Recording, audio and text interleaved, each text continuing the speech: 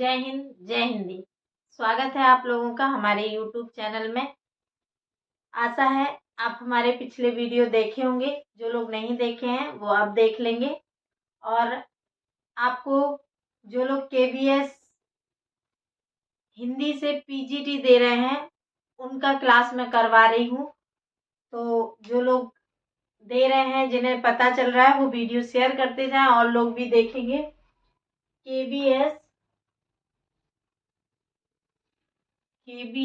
PGT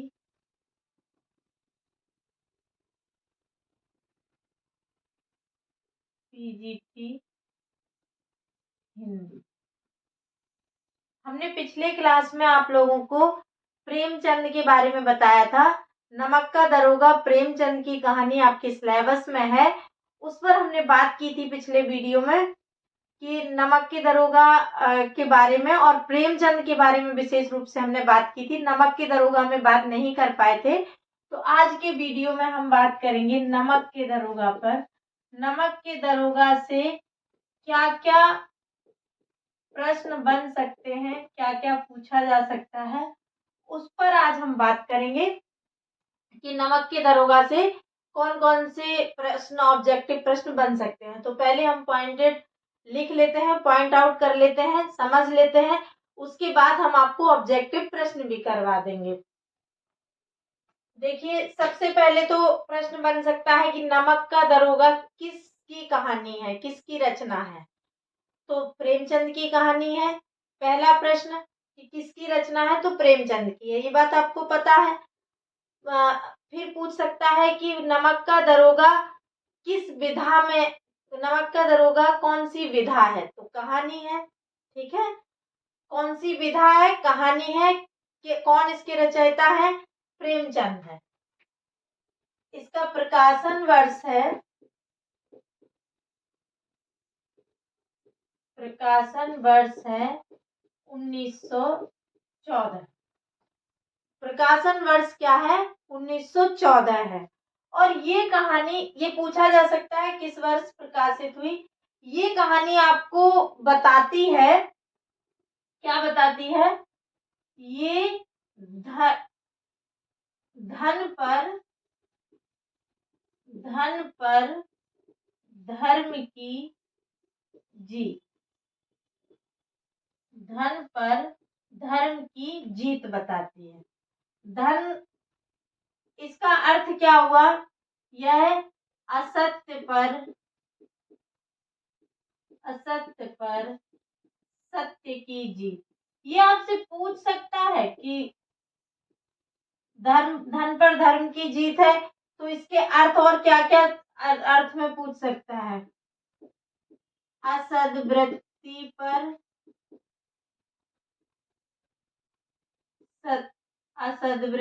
पर सद्वृत्ति की जीत,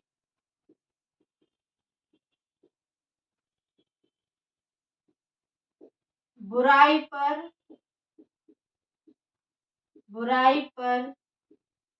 अच्छाई की जीत, बुराई पर अच्छाई की जीत। ये जो कहानी है नमक का दरोगा, ये किसकी किस पर जीत है, ये धन पर धर्म की जीत है, यानी कि असत्य पर सत्य की जीत, असद्वृत्ति पर सद्वृत्ति की जीत और बुराई पर अच्छाई की जीत। इसको हम एक कहानी को थोड़े से समरी के रूप में समझ लेते हैं। आप लोगों ने अगर पढ़ी है तो बहुत अच्छा है, नहीं पढ़ी है तो समझ लीजिए। इसमें एक व्यक्ति है, मुंशी बंशीधर नाम का एक लड़का है जो नौकरी के लिए जाना चाहता है। उसके पिताजी रिटायर है। वो उसको समझाते हैं कि आप नौकरी के लिए जा रहे हैं, अगर नमक विभाग में नौकरी मिल जाती है तो ये बेस्ट है, क्योंकि वो बल्कि उसे रिश्वत लेने के लिए उकसा रहे हैं। वो कहते हैं कि जो वेतन है वो तो पूर्णमासी का चांद है, एक दिन के लिए आता है फिर घटते बढ़ते खत्म हो जाता है। तो जो रिश्वत है, जो ऊपरी कमाई है, वो क्या है कि वो बहता हुआ स्रोत है, वो रोज आती है, उससे आप अपनी लाइफ को अच्छा कर सकते हैं। मतलब उसके पिता ही उसे गलत शिक्षा दे रहे हैं, लेकिन जो बंशीधर है वो अपने मूल्यों का और अपनी जो उसके वो धर्म है, जो उसकी कर्तव्य निष्ठा है, उस पर वो अडिग है। तो वो अपने पिताजी की बात मानता नहीं है, जबकि उसे नमक के दरोगा की जॉब जब मिल जाती है तो घर में पिताजी उसकी बहुत प्रसन्न होते हैं। पर वो जब जॉब पे जाता है, जॉब करने लगता है, तो एक पंडित आलोपी दीन करके एक कैरेक्टर है, जो नेगेटिव कैरेक्टर के रूप में आए हैं, वो नमक की दरोगा की ब्लैक में मतलब ब्लैक करते हैं, उसको उसको छुपके से रिश्वत विश्वत देके उसको मतलब ब्लैक में बेचते हैं। तो वो कहाँ जा रहा होता है, वो गाड़ियों में भर के वो सारा माल कहाँ जाने वाला होता है, कानपुर जाने वाला होता है। लेकिन ये पकड़ लेते हैं वंशीधर, उस पे वो रिश्वत देने की कोशिश करते हैं। 1000, 2000, 10,000, 20,000, 40,000 तक, 1 लाख तक ऐसे बोलते जाते हैं। तो वो उसका जो असिस्टेंट होता है जमादार बदलू सिंह, वो उसको आज्ञा देता है पकड़ने की, और पकड़ के जब हथकड़ी देखता है तो बेहोश हो जाता है। और फिर उसे हथकड़ी लगा के कोर्ट में पेश किया जाता है। लेकिन चूंकि सभी बिके हुए होते हैं और अंततः वो छूट जाता है, और जो आरोप होता है वो बंशीधर पे ही लग जाता है कि ईमानदार आदमी को फंसा दिया, और बंशीधर की जॉब चली जाती है। तो घर में पिताजी और उसकी वाइफ सब बहुत उसे ताना मारते हैं, बहुत फ्रस्ट्रेट होता है, लेकिन फिर भी वो अपने धर्म पर अडिग रहता है, कर्तव्य पर। लेकिन बाद में मुंशी प्रेमचंद का जो शुरुआती दौर था हृदय परिवर्तन कराने का, तो वो आलोपी दीन का हृदय परिवर्तन करा के, और पंडित आलोपी दीन उन्हें अपने ही उसकी प्रॉपर्टी का मैनेजर बनाते हैं। तो ये तो थी एक समरी नमक के दरोगा की। उसी पर ये पॉइंट है। तो इसका जो इसका संपादन हुआ है, जो प्रकाशन हुआ है, वो 1914 में हुआ है, और ये धन पर धर्म की जीत है। इसमें जैसे मैंने अभी एक वर्ड बोला कि पूर्णमासी का चांद, पूछा जा सकता है कि पूर्णमासी का चांद, नमक के दरोगा में पूर्णमासी का चांद किसे कहा गया है? तो किसे कहा गया है? मासी का चांद जो कहा गया है, वो किसे कहा गया है? मासिक वेतन को। किसे कहा गया है? मासिक वेतन को। क्योंकि ये क्या होता है, वो उनके पिताजी बोलते हैं मासिक वेतन तो पूर्णमासी का चांद है, जो घटते बढ़ते लोप हो जाता है। इसके बाद वो बहता हुआ स्रोत बताते हैं। बहता हुआ स्रोत किसको बताते हैं? ऊपरी कमाई को। ऊपरी जो आय है, इसे क्या बताते हैं? बहता हुआ स्रोत बताते हैं। एक और वर्ड आया है, पीर की मजार। पीर की मजार, ये शब्द नौकरी के ओहदे के लिए इस्तेमाल किया है, कि आप नौकरी का ओहदा मत देखना कि हमारा ये ओहदा है। मतलब पीर की मजार पर, पीर की जो मजार है उसका महत्व मत देखिएगा, मतलब, और नौकरी का जो ओहदा है उसका नहीं देखना। पीर की मजार पर जो चादर और पैसा चल रहा है उस पर ध्यान दीजिएगा। वही कहता है कि नौकरी के ओहदे पर नहीं, उससे आने वाली ऊपरी आय पर ध्यान दीजिएगा। इसमें बंशीधर के जो बंशीधर को ताकत देने वाले हैं कुछ शब्द, जैसे बंशीधर का जो मित्र है वो क्या है? बंशीधर का मित्र क्या है? धैर्य। उसका पथ प्रदर्शक, उसका जो पथ प्रदर्शक है वो उसकी बुद्धि है, और उसका जो सहायक है वो आत्मावलंबन है। पथ प्रदर्शक उसकी स्वयं की बुद्धि, और उसका जो सहायक है, ये वर्ड पूछे जा सकते हैं आपको, इसलिए लिखा रहे हैं आत्मावलंबन।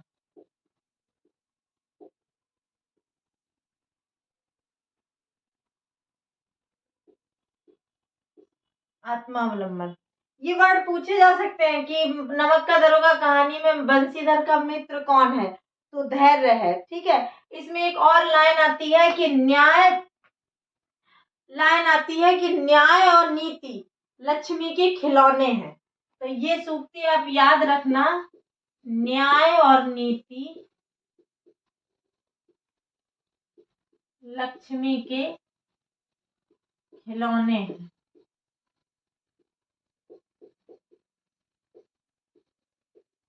पूछा जा सकता है लक्ष्मी के, नीति और न्याय को किसका खिलौना बताया गया है? तो लक्ष्मी का खिलौना बताया गया। ठीक है, ऑब्जेक्टिव में पूछ सकता है। इसके जो मुख्य पात्र हैं वो तो हमने बता ही दिए। मुख्य पात्र में बंशीधर है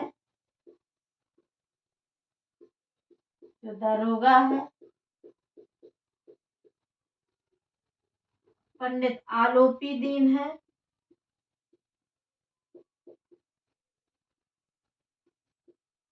ये जमींदार है, और बदलू सिंह है एक, ये जमादार। उनका नाम आया नहीं है। बंशीधर के पिताजी भी हैं लेकिन उनका नाम नहीं आता है। ये कहाँ के हैं जमींदार? दातागंज के। ठीक है, दातागंज के जमींदार हैं। लेकिन बदलू सिंह जो है वो जमादार है। जमादार मतलब उसका असिस्टेंट है, एक तरह से सिपाही है छोटा बंशीधर का। ठीक है, ये पॉइंट हुए। इसका प्रकाशन 1914 में हुआ। धर्म पर धर्म की जीत है, असत्य पर सत्य की जीत, असद्वृत्ति पर सद्वृत्ति की जीत, बुराई पर अच्छाई की जीत। पूर्णमासी का चांद मासिक वेतन को कहा गया है। बहता हुआ स्रोत ऊपरी आय को बताया गया है। पीर की मजार नौकरी का ओहदा है। बंशीधर का मित्र धैर्य है। बंशीधर का पथ प्रदर्शक उसकी बुद्धि है। बंशीधर का सहायक आत्मावलंबन है। न्याय व नीति लक्ष्मी के खिलौने हैं। मुख्य पात्र इसमें बंशीधर है जो दारोगा है नमक का। पंडित आलोपी दीन जमींदार है दातागंज के। बदलू सिंह जमादार है। और जो गाड़ियां जा रही हैं नमक की, वो कहाँ जा रही हैं? गाड़ियां जा रही हैं कहाँ? कानपुर। गाड़ियां कहाँ जा रही हैं? कानपुर जा रही हैं। फिर इसमें कुछ उर्दू के वर्ड हैं, जैसे वर्कंदाज है, उसका अर्थ होता है चौकीदार। सदाव्रत होता है, जैसे सदाव्रत बोलते हैं जो अन्न बांटता, जो हमेशा भोजन बांटता या अन्न बांटता, उसको सदाव्रत बांटना बोलते हैं, सदाव्रत बोलते हैं उसको। एक मुख्तार होता है जो वकील से छोटे ओहदे का होता है कलेक्टरी में। एक कातर शब्द मिलेगा आपको जो परेशान बोलते हैं, परेशान उसका हिंदी अर्थ होता है। अमले कर्मचारी होते हैं। अर्दली होते हैं जो ऑफिसर्स होते हैं, उनको जो पर्सनल कर्मचारी मिलते हैं, नौकर चाकर मिलते हैं, उनको अर्दली बोला जाता है। और तजवीज को राय बोलते हैं, जैसे किसी को तजवीज देना मतलब किसी को राय देना। ठीक है, और मुझे लगता है ये पॉइंट आपको समझ में आ गए होंगे। इसके बाद हम इनके ऑब्जेक्टिव करा देते हैं जो आपको और आसान कर देंगे। और इसमें कहीं से भी कोई प्रश्न आएगा नमक के दरोगा से, प्रेमचंद से, तो आप इन दो वीडियो से कर ले जाएंगे। आइए इसे मिटा के हम आपके साथ ऑब्जेक्टिव बात करते हैं। ऑब्जेक्टिव की जो हमने पॉइंट बताए हैं उन्हीं से रिलेटेड ऑब्जेक्टिव है, कुछ अलग से भी होंगे। देखिएगा, नमक के दरोगा के लेखक कौन से? नमक के दरोगा के लेखक कौन है? जयशंकर प्रसाद, प्रेमचंद, जैनन, शेखर जोशी। कौन है इनके लेखक? तो ऑप्शन बी सही है, प्रेमचंद। कौन है नमक के दरोगा के लेखक? प्रेमचंद। दूसरा प्रश्न है, नमक की कालाबाजारी कौन कर रहा था? Option A Alopi Deen, option B Ram Deen, option C माता दीन, ऑप्शन डी दाता दीन। तो कौन कर रहा था? पंडित आलोपी दीन। ऑप्शन ए इसका सही आंसर है। कौन कर रहा था? आलोपी दीन। दुनिया सोती थी मगर दुनिया डॉट डॉट डॉट मतलब ये खाली स्थान है। दुनिया की जागती थी। दुनिया सोती थी मगर दुनिया खाली स्थान की जागती थी। इस खाली स्थान में क्या भरेंगे? ऑप्शन ए आंख, ऑप्शन बी कान, ऑप्शन सी जीभ, ऑप्शन डी नाक। तो इसका सही आंसर है ऑप्शन सी जीभ। दुनिया सोती थी मगर दुनिया की जीभ जागती थी। किनके पौ 12 थे? पौ 12 मतलब होता है जो हम चाहते हैं मजे होना एक तरह से। किनके पौ 12 थे?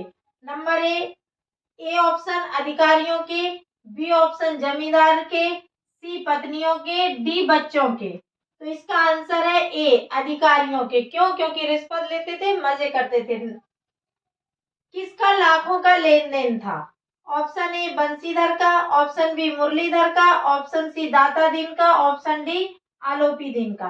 तो इसका आंसर है आलोपी दीन। ये नमक की कालाबाजारी करते थे। ठीक है, प्रेमचंद का जन्म कब हुआ?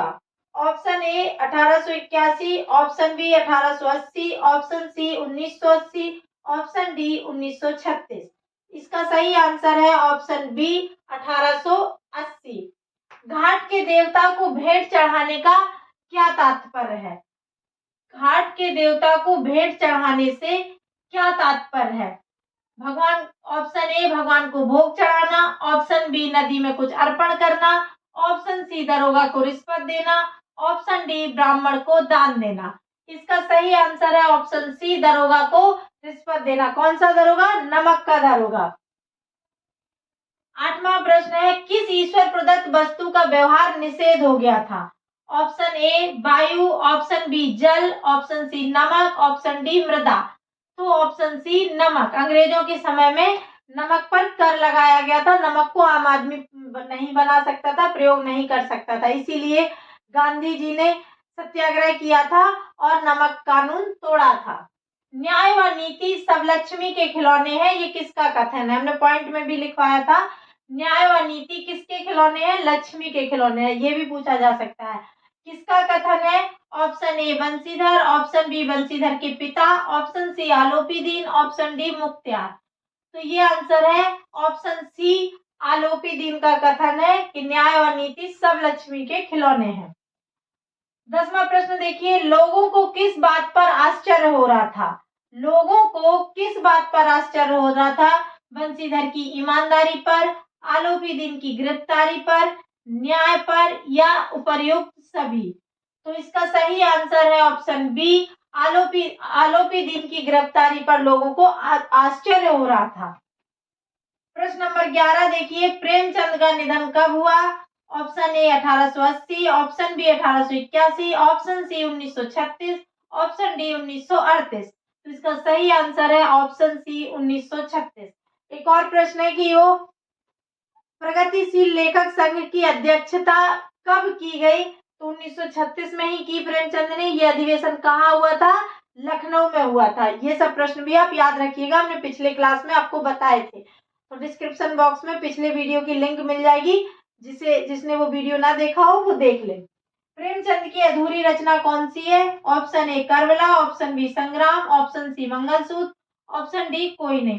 तो इनका सही आंसर है ऑप्शन सी मंगलसूत्र प्रेमचंद की अधूरी रचना है। ये इनका देहांत हो गया था और ये रचना पूरी नहीं हो पाई। करबला और संग्राम इनके नाटक है। ठीक है, तीन ही नाटक है, हमने कल परसों के वीडियो में बताए थे। एक करबला, एक संग्राम और एक प्रेम की देवी। ठीक है, नाटक इनके बहुत महत्वपूर्ण नहीं है, इनका महत्वपूर्ण साहित्य उपन्यास और कहानी है। और भी प्रश्न पूछे जा सकते हैं, गोदान किसकी रचना है? या 4 रचना उपन्यास में 3 रचनाएं प्रेमचंद की ना देके किसी और की देके एक प्रेमचंद की देंगे, या 3 रचनाएं प्रेमचंद की देके किसी और की देके पूछ लेंगे ये इनमें से कौन सी रचना प्रेमचंद की नहीं है। तो हमने जो प्रेमचंद का वीडियो बनाया था पिछले, हम उसका डिस्क्रिप्शन बॉक्स में लिंक दे देंगे। उसमें आपको प्रेमचंद की रचनाएं प्रमुख और उनका जो भी कार्य था, उनका जीवन परिचय सारा बताया हुआ है। आप वीडियो देख लीजिएगा। एक ही वीडियो देखने पर आपको सारा समझ में आ जाएगा। आपको कहीं से भी इस सिलेबस में पढ़ने की आवश्यकता नहीं पड़ेगी। ये ऑब्जेक्टिव जो कराए हैं कुछ इनसे बन जाएंगे, कुछ पॉइंट लिखाए हैं, आप वहां से नोट कर लीजिएगा, पॉइंट से ऑब्जेक्टिव बन जाएंगे। तो हमें आशा है कि आपको ये समझ में आ रहा होगा और अच्छा भी लग रहा हो। आपका जो भी सुझाव हो आप हमें कमेंट्स बॉक्स में जरूर बताइएगा। और हमारे साथ जुड़े रहने के लिए बहुत बहुत धन्यवाद।